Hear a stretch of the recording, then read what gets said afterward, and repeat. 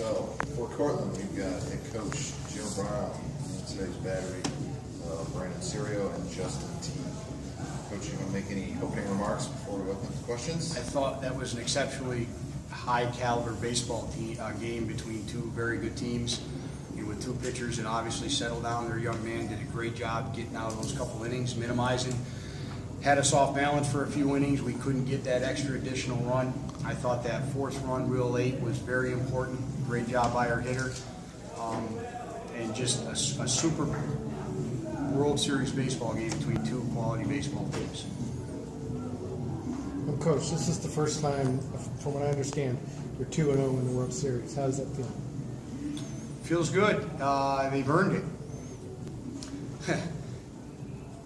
You know, the irony is we've had some teams that we've come out here in the past, and I recall, 2008, when we had a group of guys win 38 games in a row, and we come out here and we play a Trinity team that won 41 games in a row, and we lost a heartbreaker game, and we were out in 2. And so you never know sometimes, but this group is just grinded and scratched and clawed all year, and they're tough kids. Tough kids. So it feels great. I mean, that's the obvious answer. How important was it to get that first run? I couldn't agree more. That was the plan, to try to get to them early. Some of the information we had is we felt we got guys on base. We could create some things. I ran into a couple outs today, trying to be overly aggressive. But you can't win sitting on the fence. And if you play passive out here, I've learned that as part of the experience of being out here. I've probably held some things in my pocket on occasion, and we're not going to sit on the fence this year. So you scored a first run, then you had 2 more. How important was that? That was good, and honestly, I think we could have got a few more in that inning too. And it was a little disappointing because they're such a good baseball team that 2 or 3 runs sometimes isn't. In the way the wind was blowing today, we were a little concerned to start the day, but once I saw him get going, I wasn't too concerned about the wind. 7, 8 walks. How was that? It's big, and that was good. And I thought we could have had a couple more. We chased a couple times, but that's the pressure. You have 18 to 22-year-old young men trying to perform in pressure, and things happen sometimes. For us today, it was fortunate on our side. Brandon, you've kept them really off balance. What was working for you today? I think my biggest pitch was the 2-seam inside. We usually attack hitters outside. That's our main thing. But today, inside was definitely the better way to go today, because our hitters were not. Justin, from your viewpoint, how was Brandon throwing?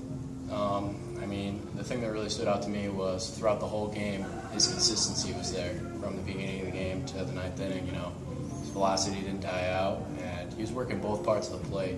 Each batter, a couple pitches inside, a couple pitches outside. Just finishing some guys, he didn't take it easy on him today. It was a good job in his performance. You're 2 for 3 at the plate. Talk about your approach.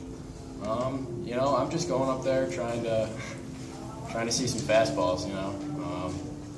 I know I consider myself to be a pretty good 2-strike hitter. I'm not going to get beat with 2 strikes, or at least hope I don't get beat. But and then I had the bunt there. Third baseman was playing back. Sometimes it's just what you got to do to get on base. That's your objective each time you go up to the plate. You just want to get on base, help your team score a run.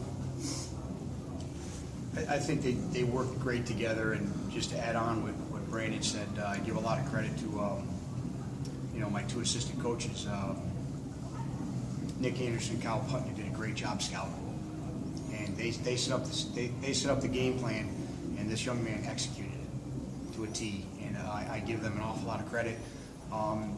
This is a freshman sitting to my right, and he doesn't play like a freshman, and he does a super job. He exudes confidence. I know when all the upperclassmen were coming back this year, like, who's our catchers? Who's our catchers? Because I had 3 senior catchers last year. I said, wait till you see them.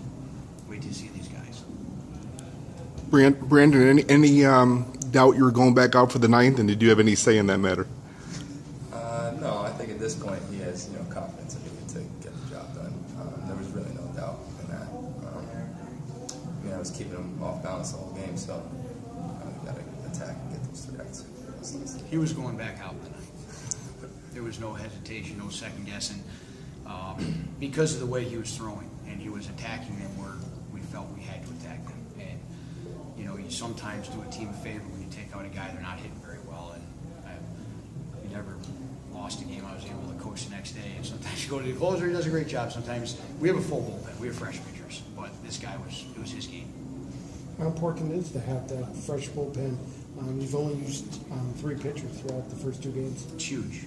I think at this juncture, at this time of year, when teams start rolling out some guys, you see people bringing in kids just to get outs right now, but our guys have given us depth. And I'll be honest with you, it was a philosophical change on my part. This young man came out here last year with Brandon McLean, and we were kind of a two-headed monster, so to speak, and they were at 80, 90 innings going into this World Series, and I thought that was a bad job by me, pushing them so hard last year. And this year, they're at 45, 50 innings, and you can get 9 innings in a World Series out of a young man like that. They're strong, and they're ready to go, and that was a change by us this year, off-season. If we were to get back here, we needed to have fresh arms.